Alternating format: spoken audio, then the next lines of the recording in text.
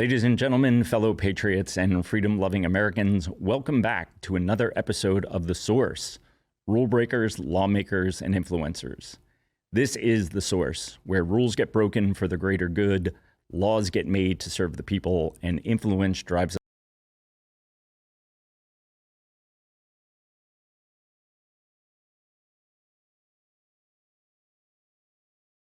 Hamlet's the managing partner at Irongate Capital, a fund focused on investing in the defense and national security space.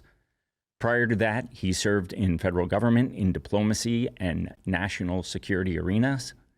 He also advises family offices and companies on geopolitical risk. Welcome, Hamlet. Yep, great to be here, Will. Appreciate it. Yeah, you caught me off guard when you called me the source. That kind of got me a little agita there. No, I'm kidding. I am the source. You're the sit rep. You're the source, right? I'm the sub source, I guess. But yeah. Now you're the sub source. I love it. So let's talk a little bit about your background, sure. And also Irongate, and the portfolio, and then we'll get into basically AI is everywhere. And we'll start off the conversation with how is that changing national defense? And then we can talk a little bit about the companies that are grabbing headlines like Palantir and where they fit in. Got it. Perfect. Well, look, first of all, appreciate the opportunity. You've been a great friend and partner. Glad to be supportive of the show. Love what you guys are doing here. Breaking all the rules, making the right laws, and influencing decision. That's obviously critical. So I want to be supportive in any way I can. Thank you. By way of background, let's keep it very, very quick. I'm foreign born, so born in Iran, raised here in the U.S. Grew up in the private sector, had a good fortune of having a chance to serve in the federal government in the national security and diplomacy space for a while. And then when I left, I still wanted to continue to serve the mission and the greater good of our country. And I landed into a very unique spot where with me and my partners were able to stand up Irongate Capital Advisors. We're a VC fund that invests in technology at the intersection of national security and defense. So think of the cutting edge that's going directly into the Pentagon, the special operations community, the intelligence community, but also helps protect supply chain and our critical infrastructure as well.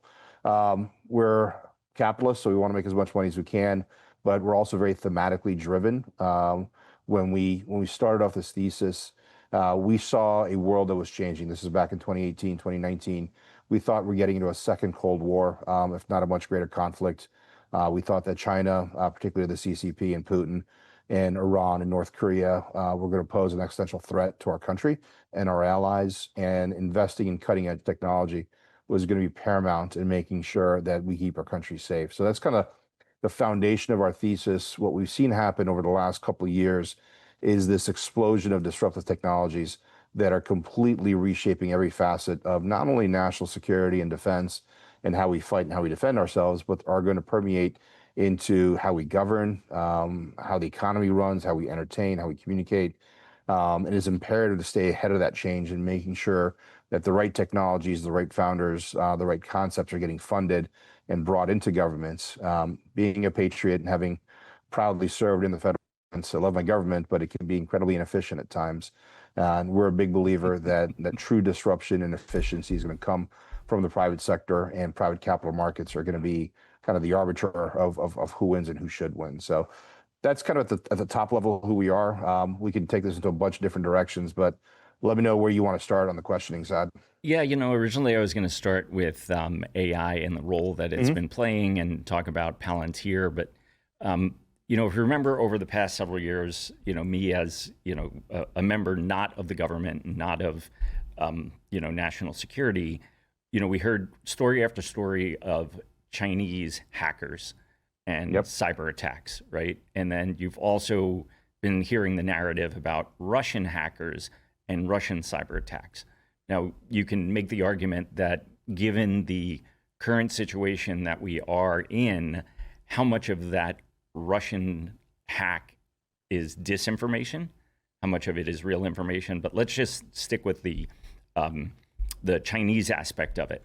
So when you look at national defense through the lens of what previously had been people trying to hack into our technology versus foreign actors, regardless of where they're from, but we'll focus China in that regard.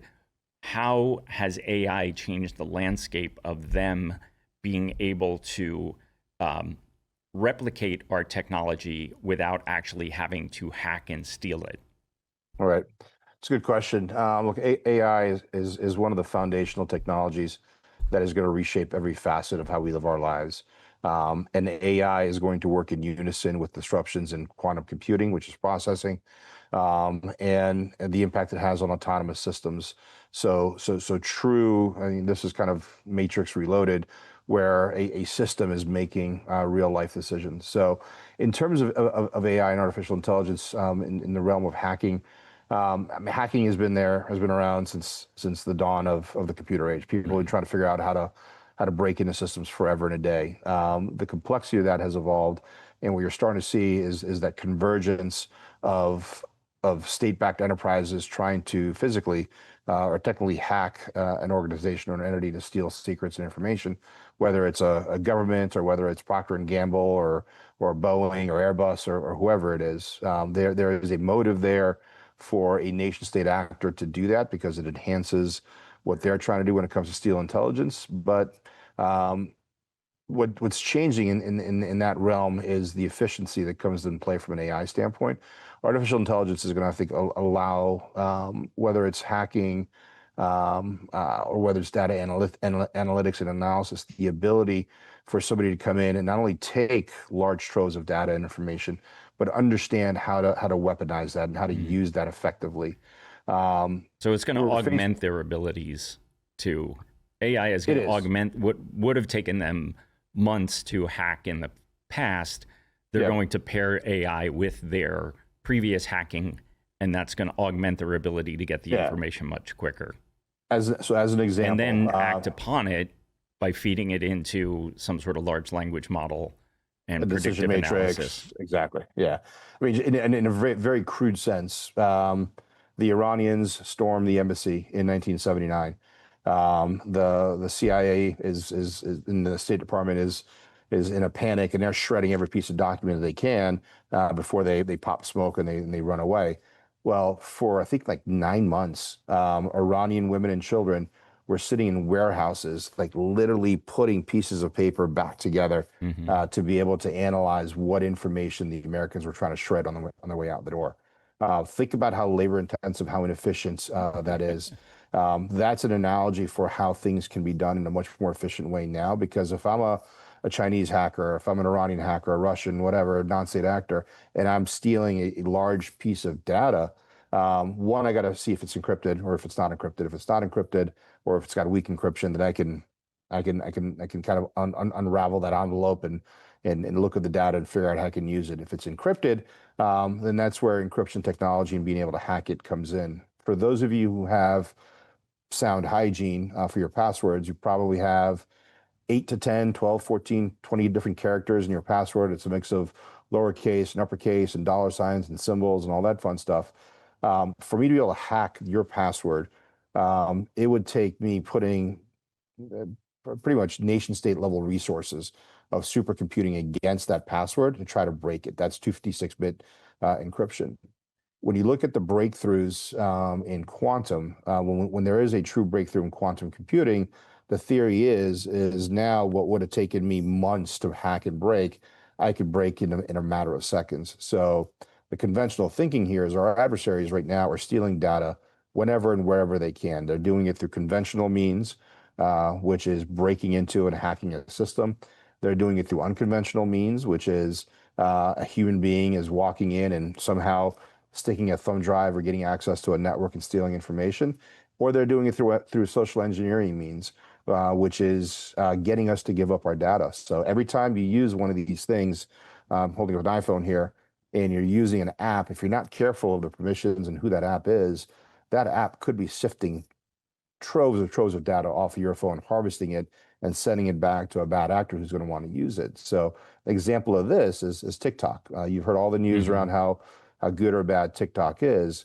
I would argue that TikTok as a platform is not evil. TikTok is not, it's an inert technology. It's how you choose to use it that makes it benevolent or destructive. So the working theory is TikTok in China is a platform that's highly restrictive, highly controlled, Right. and it's a means to share information and education amongst the youth. That sounds great. The critique on TikTok is it's digital fentanyl. It's being programmed and used for you to basically sink yourself into the device and constantly use it, and it's harvesting massive amounts of information on who you are. And the Chinese don't have a warehouse of people who are looking at your data trying to figure out how to use it. That's inefficient. But at some point, when there is continued breakthrough from a computing standpoint, you can now apply AI to those troves of data and understand how to use it. Well, An example. so when you look at that, remember a few months ago the big news around DeepSeek, right? Mhm. And for me, I was like, DeepSeek completes what TikTok can't, right? Correct. So TikTok can see your preferences for what videos you choose to watch, like, share, etc. They can build a platform or a profile around you of what type of issues move you, etc. Well, now you're adding in a conversational aspect of that AI, which gives them a completely different picture of you because now you're going to ask it questions, right? And for me, like I've always looked, ever since DeepSeek was announced, put aside all the hype around, how cheaply they built it and how quickly they built it, blah, blah, blah. And then it hit like a crazy amount of downloads in a short period of time. And it's basically, okay, you're communicating with the Chinese Communist Party's technology apparatus, and you're willingly giving them the other piece of the puzzle of what they couldn't get from TikTok, which is your interactions and your questions. You're going to ask it hopes, you're going to ask it fears, you're going to ask it to make computations about your business, about your life. You're going to tell it things about you like, oh, my expenses are X and my thing is Y and I make X number of dollars a year. How can I better budget my money? Okay, well, now look at that data set in conjunction with all your likes and dislikes that you're showing on TikTok. And so to your point about, apps sifting data, that's one side of it. The other side of it is how much of our data are we just willingly forking over into these AI models in our conversational queries on AI. Yep, and that's the social engineering aspect of it. Like I said, there's generally three ways to steal the data. One is brute force attack. I come in and I hack you. This is war games. This is cyber hacking, cyber warfare. That's one way. The other way is I compromise willingly or unwillingly somebody to put a device or plug some sort of a USB or something into your computer and your network, and then from there I start siphoning data out of your computer. The most dangerous way, and the one that I think is the least guarded, is the social engineering aspect. You're in a public setting, you're at an airport, and you want free Wi-Fi, and you click on a thing that says free Wi-Fi, and you're not paying attention if that's really a legit, clean Wi-Fi node, or is that a man-in-the-middle attack and somebody's trying to sift all the data and packet that's flowing through the sphere and trying to steal data. The social engineering aspect of it you touched on is these different platforms and apps that are meant to get you to interact. And in the process of interacting, they're giving you treasure troves, or you're giving them treasure troves of information. That information is going to be used against us at some point. The ammunition of warfare in the 20th century was guns and bullets and bombs. The ammunition of 21st century warfare is going to still be guns and bullets and bombs, but data and information is going to play such a key part of this. So you saw this in 2016, you saw it in 2018, you still continue to see it. The Russian hack of the DNC, the Russian hack of the elections, the Chinese hacking or attempting hacking or influence operations around elections. It's not about trying to rig a machine so if you vote for red it picks blue or blue picks red. It's about shaping narratives. It's about information warfare. It's about cognitive warfare. It's about, if you're a strong supporter of President Trump, I now know that about you, I am going to flood you with information that is anti-Trump and in the exact opposite sphere because I want you mad at the other side. And if I'm a supporter of Biden or Kamala Harris, I'm going to flood your social media and your information sphere with information that is hard right wing or whatever, because again, I want to create that dissension within society, because this goes back to the whole quote from Lincoln, "A house divided does not stand," or kind of paraphrasing that. That's the whole concept of cognitive warfare, information warfare. It's turning that society against government. So that's the risk from an AI standpoint. When we It when you look at allows. like Palantir, right? Mhm. They've got tons of government contracts. So, if we can, let's talk a little bit about, what a Palantir type company does, and Mhm. then talk a little bit about some of your portfolio companies that are in the AI space, Yep. and what they do in the context of, um, the economics of modern warfare. Is like, Yep. how are we using our data to, if you look back to 9/11, right, the whole idea of Department of Homeland Security was to bring these disparate organizations together to be able to better share data, right, Right. and share intelligence with each other. Palantir does that. Mhm. So if you could talk a little bit about Palantir, because everybody knows that name, but Yep. then also talk about, AI companies in your portfolio and what they're solving Yep. in terms of governmental and national defense. Gladly. This isn't a buy sign for Palantir. We're not investors in them, but we do know the team exceptionally well. I personally am a big fan of what they've done over the years, and have come across their platform when I served in the federal government. What they're allowing is for large scale ability to process and use data across a disparate node or a disparate network of systems. You've heard the term industrial IoT or Internet of Things. Mhm. These are all devices or nodes that are meant to pull in data. And then how do you start assessing and analyzing data? So Palantir is like one of the better known organizations out there that's kind of the leading edge of understanding how to process data, but also how to process data and allow organizations to use it to enhance their own national security, economic security interests, but also their general business interests. And there's a lot of overlap and overlay there. You're starting to see an explosion of companies that want to be the next Palantir or the next Google or the next software data driven model for enterprise.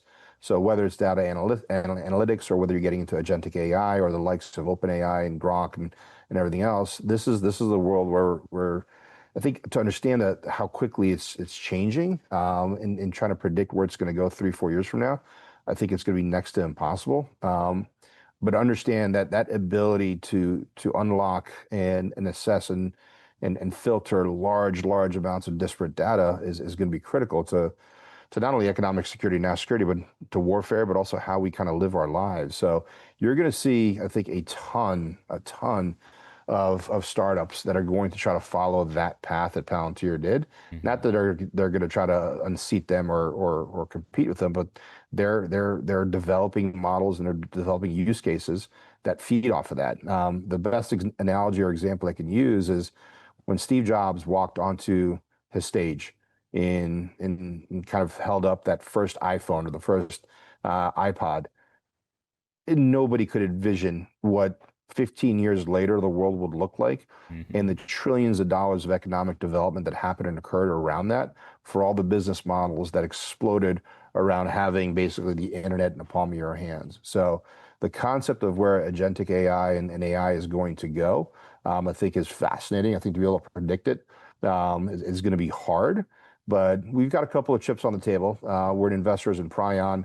It's a knowledge management AI system that we're very fond of, at a fraction of the valuation of some of the other companies that are out there right now. We're big fans of a couple of our cybersecurity companies that we're investors in that they're not necessarily AI companies, but it gets into how do you protect data? Because if I am trying to hack a system, maybe now I don't want to hack and steal your data. Maybe I want to hack your AI models and I want to corrupt your models and I want to corrupt your data, Mhm. so I can dumb down your AI. So that is, I think, the future of That's where we're going. interesting. And this gets into understanding how complex battle systems work. So making the transition into drones, drone warfare at its inception was a guy literally with a remote control flying a drone. He's got visual line of sight, At and least all that that drone gaming is. in high school was useful for something. Exactly. Yeah. So those kids grew up, and then the evolution of drone warfare was a bunch of Air Force officers sitting in Nellis Air Force Base in Nevada, and they're controlling a predator drone on the other side of the world who's on a mission, whether it's a reconnaissance mission or a kinetic mission. That was kind of the first phase of evolution of warfare. Well, now that you have this device that's floating around, what else can you do with it? This gets into the whole concept of ISR, which is intelligence, surveillance, and reconnaissance. Now this becomes basically a vacuum that's flying over an airspace. They can suck in massive amounts of data. It can use that data to understand where and what to do. It can communicate back with the operator and the airman can decide whether he's going to continue surveillance or take kinetic action on a site. Question Even regarding that is question regarding that type of. Yeah. You said it was a vacuum, right? Mhm. So is it a vacuum in terms of just pure surveillance of pictures, or does it have the ability to suck in transmissions, radio waves, communications, in the cloud out of, if you kind of look at, the Matrix where they show, Yep. The bands of communication kind of flowing through the air. Yeah. Does it have the capability to suck in that sort of data, or is it more of an aerial reconnaissance Yeah. photo gatherer? It depends. It depends. I mean, all a drone is an autonomous flying device. What you put on the drone, the payload, can be everything from confetti and balloons to fly over a gender reveal party for a kid, to semtech and ammunitions to make it explode when it hits your building, to a variety of different sensors and devices that can not only ingest data, signals intelligence, cell phones communications, imagery. In some cases, they can transmit data. So if you're, let's say you have a part of the world, in North Korea per se, that is amazingly restrictive with information. Well, what happens if you start flooding their airwaves with drones that basically broadcast what the real world is like? Now you have a bunch of North Koreans waking up and holy cow, maybe what I've been told for my entirety of my life is inaccurate. So where drones can go from that aspect, I think is massive. But the thing that people aren't fully understanding right now, though, is the true economic impact of warfare and the change that drones bring to the marketplace. And you have to look no further than Ukraine, than Gaza and the Israeli conflict and the Red Sea to see what I mean. In traditional conventional warfare, if you want to control a battlefield, if you want to win the initiative, it helps to be able to control the skies and control the seas. To do that, you need billions and billions and billions of dollars worth of hardware. Only a handful of nation states have the balance sheet to do that. But because of the collapsing cost of drones and drone hardware, now you're seeing the ability for non-state actors or third-tier nations to have that same kind of standoff capability. So do you see 2 weeks? do you see that we're eventually getting to a point where the use of military aircraft will be diminished and replaced by drones? What will the modern day aircraft carrier cease to have its use, and drones take its place? Yes, but not in our lifetime. I think what we're going to see. Going down this vein of autonomous, the future right now, I think, is going to be: do you need another A-10 tank killer? Do you need another advanced joint strike fighter? I would argue for the near term, and I'd say for the near term, probably for the next 10, 20 years, you're not going to have 1,000 drones flying on the other side of the world, talking and communicating with each other, powered by AI to make real-time combat decisions. That's just not going to happen yet. I think more realistically, what you're potentially going to see is you're going to see a mothership. And that mothership could be a stealth fighter or a stealth bomber, and it's got around it a network of drones that are communicating and tied in to the mothership, and they're conducting combat arms. You can take that same application to the seas, to the ocean as well. Now, what that does mean, though, is the cost of kind of the economics of warfare are changing. So look at what happened in Ukraine 2 weeks, or not even 2 weeks, less than 10 days into the invasion. You had a column of tanks and armored and mechanized vehicles, billions of dollars of hardware that was basically barreling down on Kyiv to take over Ukraine. And you had a couple of dozen Ukrainian special forces operating drones with explosive devices on the end of it, and they were dive bombing the columns. So for a couple of $1 million worth of capital expenditure, you crushed $40 billion worth of Russian mechanized infantry. Fast forward a year and a half later, the Russians had a bunch of their their fleet in the Black Sea, and a handful of Ukrainians operating a bunch of modified jet skis, where again we're able to dive bomb and destroy the entire Russian Navy fleet, or not Russia, but a large chunk of the Russian Navy fleet. Fast forward and look what's happening in Yemen. You have the Houthis in Yemen, a terrorist organization with no infrastructure, no industrial base, and they're flying these modified flying mopeds or lawnmowers built and manufactured in Iran with Chinese guidance and components that's costing them $50,000 to $100,000 to make and deploy, and they're shutting down global shipping. That's a significant ROI on the investment from the bad guys. How do we counter that? Well, we deploy an entire carrier group, dozens of ships, hundreds of airplanes, firing $1 million rockets and missiles to knock down $50,000 mopeds.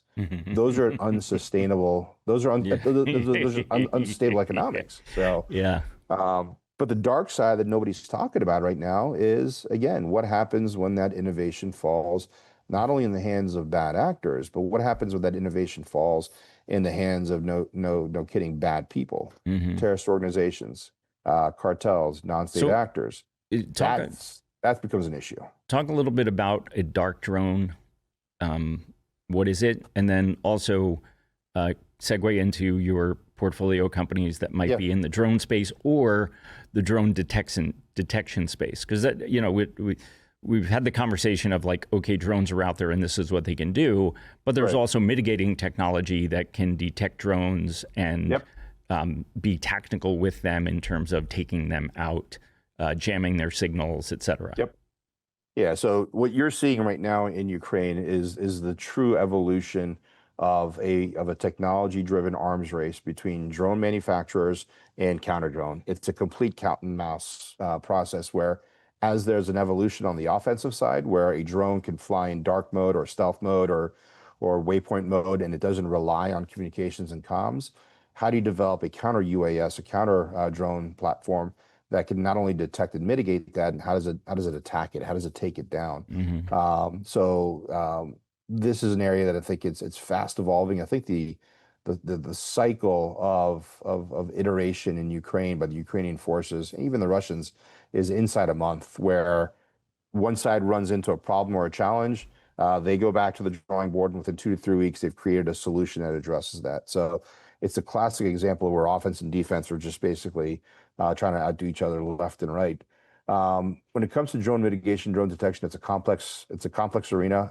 Everyone's trying to solve for the counter drone issue. There's a couple things to take into consideration. One, how do you knock down a drone? Do you do it physically? Do you do it kinetically? Do you throw a net at it? Do you pollute the sky with shotgun bucks? Do you jam it? Do you do an EMP blast, or do you interject with the drone? Well, drones are trying to figure out how to do that from a counter standpoint. I mean, case in point, everyone's worried about a signal between a drone and an operator, and how do you counter that? I mean, there's fly-by-wire drones in Ukraine right now, meaning both sides are literally flying drones against each other that are tethered by a piece of fiber optic cable that goes miles. So imagine that. You have all of Eastern Ukraine right now. A giant kite. It was a giant kite. So, but what happens when that drone gets shot down? Is somebody reeling the line back? So that's lost another. It got away. It's like fishing. Man, that got away. Fish is gone. Yeah, but so again, that's not a long-term solution. You can't have an entire battlefield covered with spaghetti. I mean, that doesn't work. So in your portfolio companies, which ones are there? Any that are in either drone building and development, or countermanning drones, or radar technology regarding tracking? We're in several drone platforms. We love all of our children equally, but the ones that I think we're very proud of in the drone and counter drone space, we're an investor in a company called Hidden Level. They are probably one of the best counter drone detection platforms out there, actively used by the U.S. government to detect, mitigate, and manage the airspace across sensitive assets. So being able to understand what is happening in the airspace, who that bogey or that target is, I think absolutely critical. We're a passive investor in a company called Epirus. This company exploded out of nowhere in the last 10 years, not even that, 7 years. But their model is to basically fire an EMP blast in the direction of a drone that's inbound to neutralize it and take it down. So that's kind of those are our two big plays on the defensive side. We're an investor in a company called Data Buoy that is it came out of DARPA. It's an AI-driven acoustic technology that is used for gunshot detection.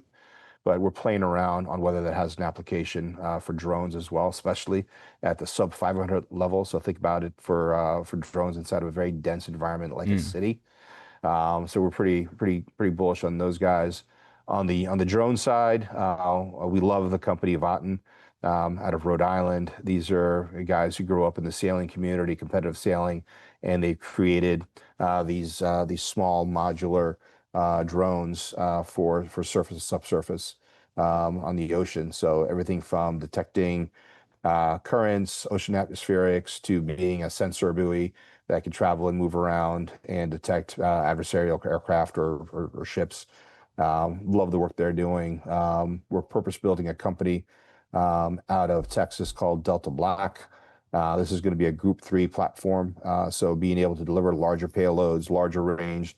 It's going to have VTOL capabilities to take off and fly directly off a ship, so it doesn't need a runway.